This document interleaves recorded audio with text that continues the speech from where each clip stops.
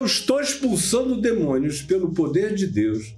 Se quem me habita é o Espírito Santo, e vocês ficam atribuindo a mim obras malignas, não sou eu que vou julgar ninguém, não. Vocês estão se julgando e se colocando numa categoria perigosíssima. Eu quero perguntar para você o seguinte, Caio. Se o Anderson Silva... Se o Anderson... Mas você não conhece, mas você ouviu. Então vamos lá. Vídeos dele. Então, se o Anderson Silva está caminhando uma linha tênue entre graça e legalismo... Não, tênue não. Ele não tem nada a ver com graça. Então vão dentro do seu contexto. De Moisés, se para você... Se para você... mais um muçulmano radical... Então, reverendo... Seguindo as xarias. Se para você, Anderson Silva, pastor Anderson Silva, ele está caminhando no legalismo total, e muitos dizem que o senhor está caminhando no liberalismo total. Eu não sou liberalista porque eu tenho um monte de critérios. Alguns dizem que o senhor é um libertino da fé. Mas também não entendo. Libertino é aquele indivíduo que consente tudo. Eu tenho 6 filhos. Todos eles são pessoas honestas, não tem nenhum promíscuo entre eles, são todos crentes, todos santos, educados no temor do Senhor, e eu sou libertino de quê? Geração Caio Fábio destrói o que sobra de nós, né? Eu vou ficar, ser evangélico sou, da mesma laia do Macedo. O que seria? Até então sim, porque, por exemplo, eu me posiciono contra os falsos profetas, mas quem sou eu para dizer quem é salvo e não é? Eu julgo comportamentos, eu julgo ações, não julgo salvação. Paulo diz, olha lá aos Coríntios, o dia do Senhor provará a obra de cada um e algum de nós escapará como pelo fogo. Quase não entra. Quem sou eu para dizer? O que seria a geração Caio Fábio? A geração do relativismo. Todo aquele que relativiza a Bíblia administra algo que a Bíblia condena. Caio Fábio não é diferente. Em nome dos seus próprios pecados, dos pecados de sua casa, ele contra mim. Reconstruiu Deus à própria imagem. E a pior blasfêmia, né? Um ser humano, assim, ó, ele tem certeza da não certeza. Ele julga a igreja evangélica e ele diz que Jesus é uma coisa, mas que autoridade ele tem para dizer que o Cristo da igreja evangélica é uma farsa e o Cristo dele é verdadeiro? Que arrogância que é essa? Ele é a 4ª pessoa da Trindade para ter certezas da existência de Deus? Do tipo assim, ele foi num podcast, o inferno não existe, ele é aqui. Quem é tu, irmão? Como é que o inferno não existe? Eu digo que é aqui. Então tem uma quantidade... Tem mais uma coisa pesada que ele fala. Ele fala uma coisa pesada assim, agora. É sagrado, é Jesus, eu me rendo. Sabe? Obviamente, assim, ó, quem é a geração Caio Fábio? A tragédia começou quando ele no Brasil, essa heresia não é nova, mas foi ele o agente de Satanás que trouxe isso para a igreja evangélica. Jesus, a chave hermenêutica. O que ele quer dizer com isso? Nós teólogos entendemos, seja cristocentrismo, e no nosso debate teológico na mesa entre pastores e teólogos, isso é fenomenal. Jesus é a chave hermenêutica. Jesus é a interpretação de toda a palavra de Deus. Mas assim, ó, qual a estupidez de Jesus é a chave hermenêutica? Caio Fábio, como um herege. Se Jesus não falou, não é evangelho. É Bíblia, mas não é Evangelho. Ah, foi Salomão. É Bíblia, mas não é Evangelho. Foi Paulo. Revelação. Por exemplo, Paulo, eu entrego fulano a Satanás para a destruição do corpo, para ver se o Espírito... Alexandre Latoeiro. Não, isso é Bíblia, mas não é Evangelho, porque o Evangelho é pacífico. Aí, por exemplo, ele customizou. No podcast ele falou que o seu filho mais velho é homossexual, nenhum problema com isso, falou isso com respeito. Mas eu quero evidenciar o problema de um cara como ele que está enganando muitos. E uma neta minha é gay. Ponto. Então a gente tem um cara com um grande escândalo sexual há algumas décadas, eu não julgo ele por isso. Se Jesus falou, quem sou eu para cobrar? Mas você não se torna o mesmo quando peca. O cara é obsessivo com essa ideia. A espada nunca mais saiu da casa dele. Houve uma consequência trágica. Aí ele vem agora. Ele tem esse dano da infidelidade que destruiu o ministério dele e a relação dele com a igreja evangélica. Agora, um filho gay, um neto gay, por exemplo, como um pastor vai lidar com o seu pecado, o pecado dos seus filhos e continuar fiel às escrituras? Deveria ser assim.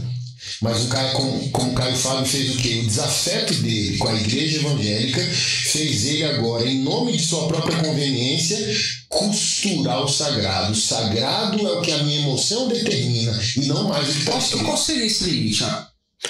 O microfone é seu, Caio. Então, esse moço, ele não sabe de absolutamente nada da minha vida, nem do meu pensamento, nem de coisa alguma. Ele se incluiu ali entre os teólogos. Eu conheço todos os teólogos do mundo, os melhores teólogos do mundo e do Brasil. Não sei, nunca ouvi falar desse moço como pensador de coisa alguma. A única coisa que eu vejo, que me disseram, eu vi 3 vídeos dele e o resto foram informações, que ele gosta muito de denunciar quem adulterou e que já trouxe várias denúncias de gente que adultera, já comprou briga com pessoas que ele acha que são licenciosas em alguma coisa, que a grande manifestação dele é essa, ele vem fazendo isso no curso de algum tempo. Isso segundo as pessoas que o ouvem, eu realmente não tenho nem interesse, nem coisa alguma. Eu ouvi esses 3 porque me mandaram e porque você tinha me convidado e eu viria aqui, porque honestamente, se eu não viesse aqui, eu nem teria ouvido, eu não tenho tempo para perder com tanta tolice. Número 1, Jesus, a chave hermenêutica, do jeito que eu prego, é uma coisa completamente nova. Por quê? Porque não é, como ele disse, de uma maneira simplista, horrorosa, o que Jesus não falou, então é aceito. Não é isso. É o que Jesus falou, é o que determina o que deve ser aceito. Agora, o que ele não falou, havendo uma quantidade enorme de situações em volta dele, é porque ele não considerou relevante assim. Porque tudo que ele considerou relevante, ele falou. E do que é que ele mais falou? Você já viu esse moço falando sobre riquezas? Acúmulo de riquezas? Gente rica? Você já viu esse moço falando sobre hipocrisia religiosa, no sentido de que os mais legalistas são os mais hipócritas de todos? Você não ouviu. Você já ouviu esse moço dizer aos religiosos: em verdade eu vos digo, que muitas meretrizes e pecadores vos precedem no reino dos céus? Você já ouviu esse moço dizer que em Jesus ele encontrou algum tipo de diferenciação entre escravo e liberto? Quem são os heróis de Jesus no Novo Testamento, nos Evangelhos? São judeus? É Nicodemos? É José de Arimateia? É Pedro? É João? É Tiago? Quem são? Os principais heróis de Jesus é um centurião romano que vem chegando, que não sabe nada de Moisés, nem de Bíblia, nem de Velho Testamento, nem da história de Israel, nem de coisa alguma, sabe quase nada de Abraão, sabe que tem esse povo ali, que ele é uma autoridade romana constituída para manter a paz e que falam a respeito disso, mas ele próprio não sabe de coisa alguma disso, mas soube de Jesus, viu Jesus em ação, ouviu Jesus falando, sentiu a ternura do coração de Jesus. E aí alguém vem e diz: olha, esse homem é muito bom, é um centurião romano do bem, e ele tem um servo que ele ama muito. Imagina só, um centurião romano que teoricamente seria um objetificante de criaturas escravas, tem um escravo que ele ama muito, como se fosse um filho. E Jesus não quer nem saber se ele é centurião, só vê que ele tem alguém doente, sofrendo, que ele ama como se fosse um filho. E Jesus, ouvindo a história, diz: eu vou lá curá-lo. E aí o homem vira-se para Jesus e diz: não, eu não sou digno de que tu entres na minha casa, mas eu sou um homem sujeito à autoridade. Quando alguém superior a mim diz: faze isto, na hierarquia militar, eu faço. E quando alguém inferior a mim na hierarquia recebe uma ordem minha, eu espero que cumpra. Tu és a autoridade suprema de tudo, não precisas sair daqui. Manda uma palavra aqui, basta tu dizeres: eu quero, e o meu servo será curado. E Jesus, o que é que fez?